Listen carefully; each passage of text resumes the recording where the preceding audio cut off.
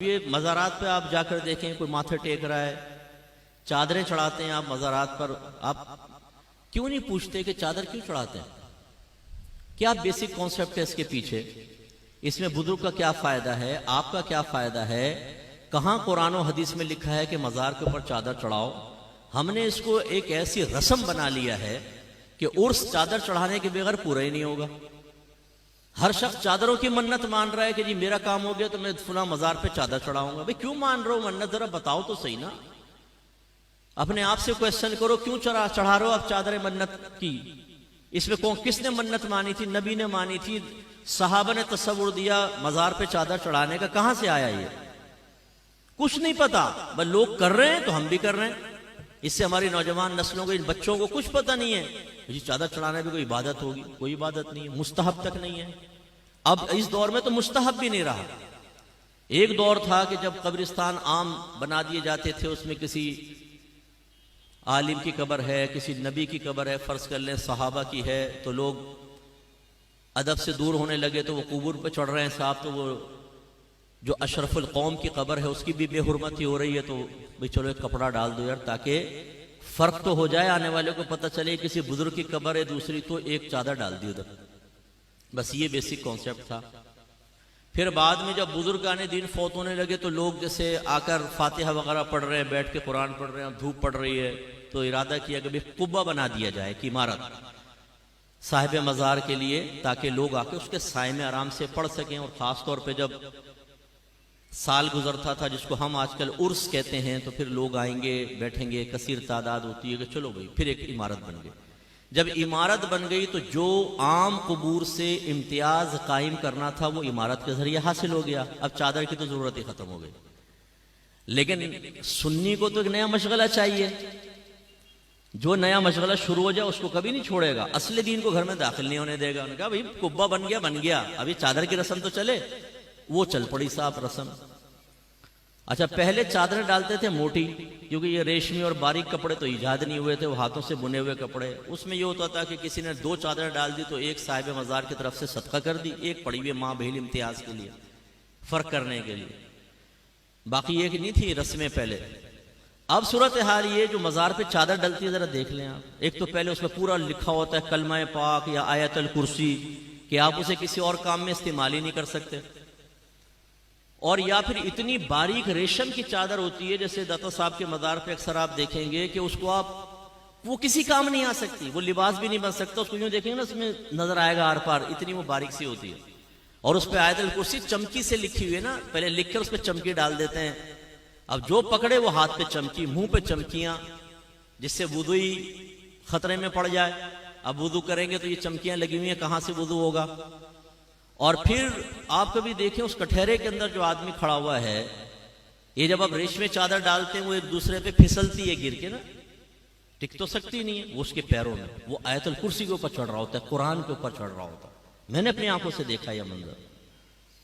اور پھر کیا ہوتا ہے کہ آپ نے وہ ڈالی، وہ جمع کرتے جاتے پھر وہ پھر یوں دکان پہ پہنچتی ہے نا، کم قیمت پہ دکان والا دوبارہ خریدتا ہے، استری شستری مارتا ہے، پھر دوبارہ ماشاءاللہ ہے نا، ہم لوگ آپ کا کاروبار چلانے کے لیے چادروں کی منت مان رہے ہیں کہ جی میرا کام ہو گیا میں چادر چڑھاؤں گا۔ بھائی منت کسے کہتے ہیں؟ سب سے پہلے یہ سوچو، مجھے یقین ہے آپ میں بہت کم لوگ جانتے ہوں گے کہ منت کیا ہے، کسے کہتے ہیں منت، اس کا کیا شرعی تصور ہے، بہت کم لوگ جانتے ہوں گے، کیونکہ میرا 30 سالہ تجربہ ہے، مجھے معلوم ہے کہ ہم کتنی معرفت رکھتے ہیں۔ دوسری بات یہ چادر کی منت کہاں سے ایجاد ہوئی؟ اب ہم کہیں گے ہمیں نا مفتی صاحب ہم نے ایجاد کی ہے۔ اب یہ جب باتیں ہم کرتے ہیں، یہ ہے اصلی دین جو میں آپ کو سمجھا رہا ہوں۔ ہمارے وہ لوگ جنہوں نے ان چیزوں کو پروموٹ کیا ہے، ہمارے اہل سنت میں ان کو ڈال کر ہمیں بدعتی کہلوایا، ہمیں قبر پرست کہلوایا، ان کے مقاصد کو پہنچتی ہے ٹھیس۔ وہ پیر کی شکل میں بھی آپ کو نظر آئے گا، وہ مقرر کی شکل میں بھی نظر آئے گا، وہ مصلح کی، وہ مبلغ کی شکل میں بھی نظر آئے گا، ان کی ناکوں میں لگے ہوئے سینسر۔ یہ مفتی صاحب پتہ نہیں کیسی باتیں کرتے ہیں، شاید پٹڑی سے اتر گئے۔ تو میں بولتا ہوں تمہاری چڑھی ہوئی ٹرین ادھر آؤ تو میں دیکھتا ہوں کہ تم پٹڑی پہ چڑھے ہوئے ہو میں پٹڑی پہ چڑھا ہوا ہوں۔ آئیں قرآن و حدیث کے اوپر پیش کرتے ہیں نا چیز کو، نہ آپ کی نہ میری۔ میرے آقا نعمت امام اہل سنت مجدد دین و ملت پروان شمع رسالت عظیم البرکت عظیم مرتبت شاہ احمد رضا خان علیہ رحمت الرحمن فرماتے ہیں کہ اگر بزرگوں کی طرف منسوب کوئی چیز ہمارے سامنے پیش کی جائے گی ہم اسے سب سے پہلے قرآن و حدیث پر پیش کریں گے.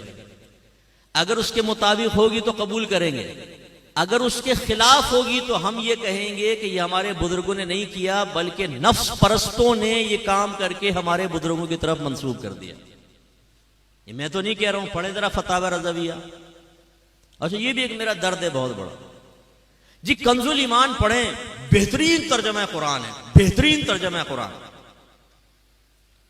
اس سے کان میں پوچھو تو نے پڑھا کبھی کنز الایمان پورا؟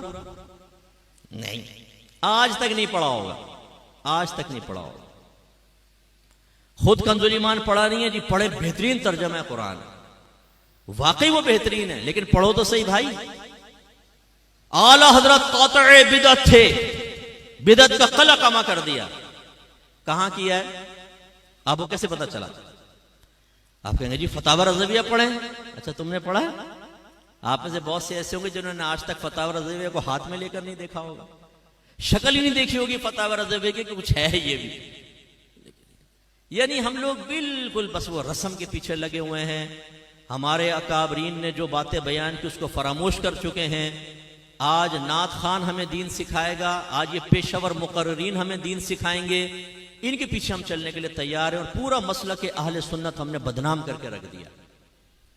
ایسے دھمال شمال مزاروں کے اوپر کوئی تصور نہیں ہے, ڈھول ڈھمکوں کا کوئی تصور نہیں ہے. آپ کو اگر بٹھا کر آپ کے کان کے پاس دھن دھن دھن دھن ڈھول بجایا جائے, بتائیں آپ خوش ہوں گے کہ تکلیف ہوگی؟ زور سے بولیں. اور آپ صاحب مزار کے پاس دم دھڑم دم دم دھڑم دم دم دھڑم دم. اور ہمارا عقیدہ ہے کہ مرنے کے بعد بھی جو عام مردہ ہے نا وہ بھی تمام بات سنتا ہے. میرے آقا صلی اللہ علیہ وسلم نے ارشاد فرمایا جب تم مردوں کو سلام کرتے ہو وہ اس کا جواب دیتے ہیں, لیکن تم اس کا شعور حاصل نہیں.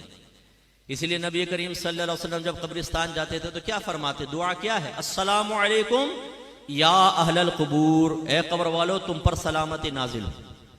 یہ نہیں فرمایا السلام علیکم یا اہل القبر کہ صرف سامنے قبر والا سن رہا ہے, نہیں, قبور جمع کا صیغہ استعمال فرمایا, تمام قبور والو تم سب کو سلام. اس کا مطلب ہے میوہ شاہ قبرستان کے ایک کنارے پہ کھڑے ہو کر جب آپ یہ دعا پڑھیں گے ہر قبر کے اندر آپ کے سلام کی آواز پہنچے گی. اتنی سماعت تیز ہو جاتی, اور وہ جواب بھی دیں گے. تو پھر صاحب مزار جس کو اللہ تعالیٰ نے عام لوگوں سے زیادہ روحانی طاقت عطا فرمائی, وہ تو کہاں تک سنتے ہوں گے. اور ان کے کان پہ کھڑے ہو کے آپ دھم دھم دھن دھن ڈھول بجا رہے, اس سے ان کو راحت سکون ملے گی کہ تکلیف ہوگی؟